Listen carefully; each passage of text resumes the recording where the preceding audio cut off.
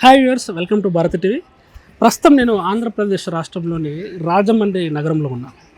అయితే ఈ రాజమండ్రి ప్రజలు కూటమి పాలన గురించి, చంద్రబాబు నాయుడు, నారా లోకేష్, పవన్ కళ్యాణ్ ఈ ముగ్గురు, అలాగే బీజేపీ ఈ కూటమి పాలన గురించి, అలాగే స్థానిక ఎమ్మెల్యే చేస్తున్నటువంటి అభివృద్ధి కార్యక్రమాల గురించి, అసలు స్థానిక ఎమ్మెల్యే గురించి కూడా వాళ్ళు ఏమనుకుంటున్నారు, పవన్ కళ్యాణ్ గురించి ఏమనుకుంటున్నారు, తాజాగా ఈ మధ్యకాలంలో ట్రెండ్ అవుతున్నటువంటి రాష్ట్ర రాజకీయాలపై, ఈ సమకాలీన అంశాలపై ఇక్కడ ఉన్నటువంటి ప్రజలు ఏ విధంగా మాట్లాడతారో, ఏ విధంగా స్పందిస్తారని చూద్దాం. మనం ఇప్పుడు రాజమండ్రి వీధుల్లో తిరుగుతున్నాం. ఇక్కడ చూస్తే వాళ్ళు ఎవరో ఇక్కడ మాట్లాడుకుంటున్నారో వాళ్ళతో కూడా మాట్లాడడం. సో నమస్తే అండి. మేము హైదరాబాద్ నుంచి వచ్చాము, యూట్యూబ్ ఛానల్ నుంచి, భారత్ టీవీ నుంచి వచ్చాము అనమాట.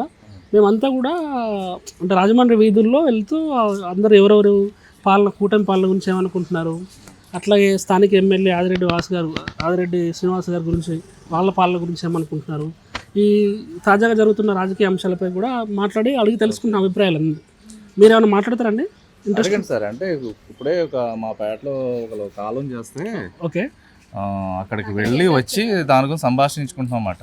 అంటే స్థానిక కుర్రోడు కాలం చేశాడు సడన్ గానే, దాని గురించి మేము మాట్లాడుకుంటున్నాం. చెప్పండి, అడగండి. ఇప్పుడు గడిచిన వైఎస్ఆర్సీపీ ప్రభుత్వం పోయి ఇప్పుడు కూటమి ప్రభుత్వం అధికారంలోకి వచ్చిందండి.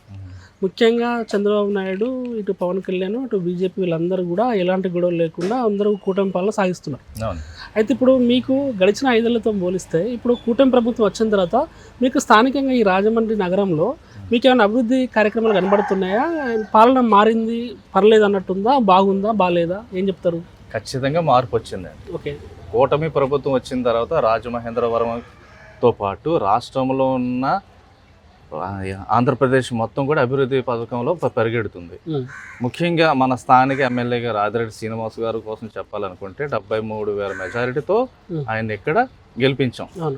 గెలిచిన తర్వాత ఆయన 50 వార్డుల్లో కూడా 300 పైచిలుకు ట్రాన్స్ఫార్మర్స్, అలాగే సిసి రోడ్లు, డ్రైనేజీ వ్యవస్థ, చిరకాల రాజమండ్రి ప్రజల యొక్క చిరకాల కోరిక రివర్ ఫ్రంట్, తర్వాత ఇండోర్ స్టేడియం హబ్, ఇవన్నీ కూడా తీసుకొచ్చి అభివృద్ధి పదంలో తీసుకొచ్చిన మా ఆదిరెడ్డి శ్రీనివాస్ గారికి కూడా కృతజ్ఞతలు ప్రజల ద్వారా మీకు తెలియజేస్తున్నాం. అంటే మీరు నిజం చెప్పండి, ఆదిరెడ్డి శ్రీనివాస్ గారు, వాసు గారు అందరికి అందుబాటులో ఉంటారా?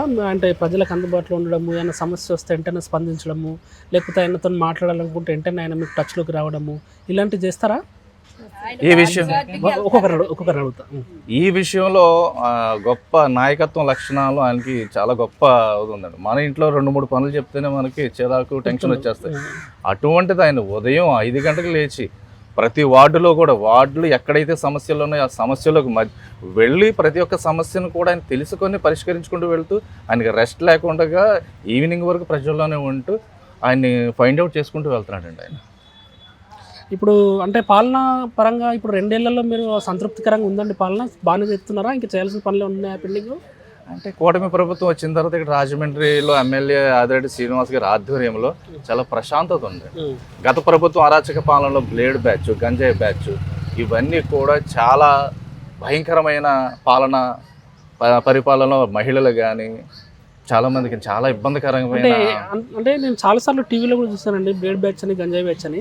అంటే రాజమహేంద్రవరం సిటీలో అంతకుముందు చాలా ఎక్కువ ఉండేది. అది అంతకుముందు చాలా ఉన్నాయి. అంటే ఏ విధంగా ఉండేది, ఎట్లా ఉండేది పరిస్థితులు అప్పుడు? ఏంటంటే ఇలా ఫ్యామిలీస్ ఎవరైనా వెళ్ళినా సరే, సెక్షన్ షోకి వెళ్ళి వచ్చినా సరే, వాళ్ళు దాడి చేయటం, వాళ్ళ మీద రోడ్డు మీద దాడి చేయటం, బ్లేడ్తో వాళ్ళ మీద దాడి చేసి వాళ్ళ దగ్గర ఉన్న సెల్ ఫోన్లు కానీ వస్తువులు కానీ లాక్కోవటం ఇవన్నీ చేసేవారండి. కానీ ఇక్కడ సిటీ ఎమ్మెల్యే గారు ఆదిరెడ్డి శ్రీనివాస్ గారు ఎమ్మెల్యే అయిన తర్వాత వీటన్నిటికి కూడా అరికట్ట వేశారు. అట్లాగే కొంతమంది మీద రౌడీ షీటర్లు కూడా, పీడీ యాక్ట్లు కూడా పెట్టి ఈ రౌడీజాన్ని అన్నిటికి కూడా ఆయన ఆపేశారు.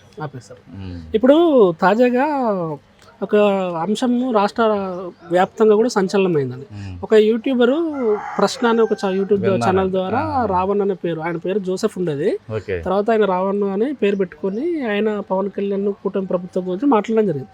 అయితే దాని మీద కేసు అది మీకు తెలుసా? దాని గురించి ఏమన్నా ఏం చెప్తారండి ఈ మొత్తం అంశంలో, ఆ కేసు పరంగా కానీ ఆయన గురించి కానీ?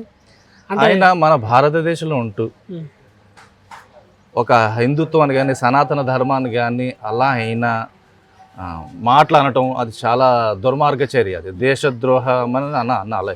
ఎందుకంటే భారతదేశంలో నివసిస్తున్న ప్రతి ఒక్కరు కూడా ఇండియన్ హిందూతో సమానం. ఎందుకంటే వాళ్ళ సర్టిఫికెట్లు, ఎవరి సర్టిఫికెట్లో అయినా సరే హిందుత్వం అని ఉంటుంది. అటువంటి అప్పుడు మన డిప్యూటీ పవన్ కళ్యాణ్ గారిని అలాగా ద్వేషించడం, దూషించడం అది మేము పూర్తిగా ఖండిస్తున్నాం. అది అబ్సల్యూట్లీ 100% రాంగ్. అంటే ఆయనకి ఇప్పుడు దేశద్రోహం కేసు అయిందని మీకు తెలుసా? మీకు తెలిసిందండి. అంటే అది శిక్ష వేయడం ఎంతవరకు కరెక్ట్ అంటారు? దేశద్రోహం కేసు పెట్టడము అది కరెక్ట్ అని చెప్పి కూడా పబ్లిక్ అలాగే మిగతా ప్రజలు అందరూ కూడా భావిస్తున్నారు. ఎందుకంటే అంత వల్గర్గా వర్డ్స్ మాట్లాడకూడదు. ఒక పొలిటికల్ లీడర్ మీద అంత వల్గర్ వర్డ్స్ మాట్లాడకూడదండి. అది పూర్తిగా ఖండిస్తున్నాం. చట్టం తన పని అది చేసుకుంటూ వెళ్తూ ఉంటాం. అంటే ఇది టార్గెట్ చేస్తారు, దళితులను కావాలని టార్గెట్ చేసి చేస్తున్నారు, వీళ్ళు ప్రశ్నించే వాళ్ళ గొంతులను పిసికేస్తున్నారు, నొక్కేస్తున్నారు అంటున్నారు కదా. మరి మాట్లాడితే ఏంటంటే మాకు ఇక్కడ కూడా మా దళిత సోదరులు ఉన్నారు. ఇది దళిత వాడల్లోనే మేము నివసిస్తున్నాము. మాట్లాడితే దళితులు అనే మాట మాత్రం తీసుకురాకూడదండి. అది ఎందుకంటే అందరూ ఇక్కడ సమానమే. అటువంటి తీసుకొచ్చి అస్తమానం దాన్ని హైలైట్ చేసుకోకూడదు. ఇప్పుడు నారా లోకేష్ గారు ఉన్నారు కదండి, ఇప్పుడు నారా లోకేష్ పనితనం గురించి చెప్తే ఏం చెప్తారు? మీకు లోకేష్ మీద మీ అభిప్రాయం ఏంటి? అంటే ఒకప్పుడు 10 ఏళ్లతో పోలిస్తే ఈ గడిచిన 2 ఏళ్లలో ఎలా కనబడుతున్నారు ఆయన? గత ప్రభుత్వంలో మీకు ఎడ్యుకేషన్ పరంగా పర్సంటేజ్ లేదు. ఐటీ మినిస్టర్గా ఈయన బాధ్యతలు చేపట్టిన దగ్గర నుంచి గ్రామ వ్యవస్థ నుంచి స్టేట్ లెవెల్ వరకు ఈరోజు మన 10th క్లాస్ ఫలితాలు మీరు కూడా చూసుంటారు. 100% స్ట్రైక్ రేట్తో ఇంచుమించు ఒక 590, 600 అబోవ్తోనే అందరూ ఉత్తీర్ణులు అయ్యారు.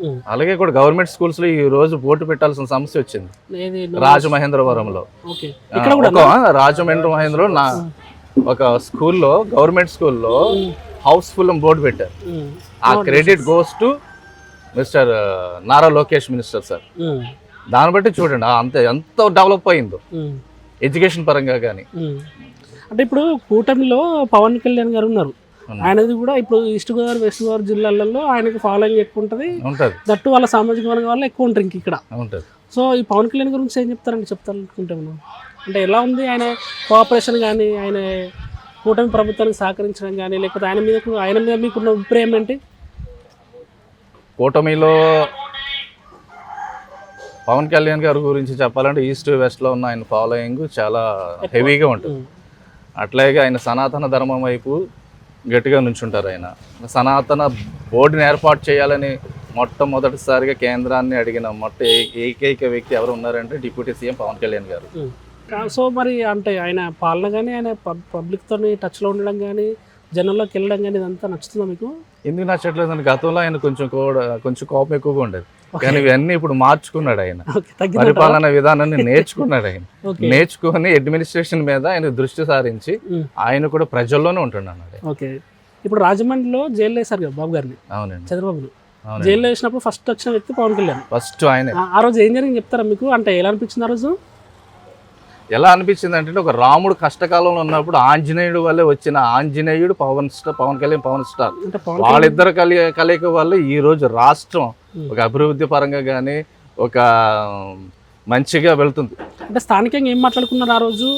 అంటే పవన్ కళ్యాణ్ చంద్రబాబు చూడడానికి వస్తున్నారు, ఇవాళ ఏదో జరగబోతుంది అని ఏమైనా మాట్లాడుకున్నారు?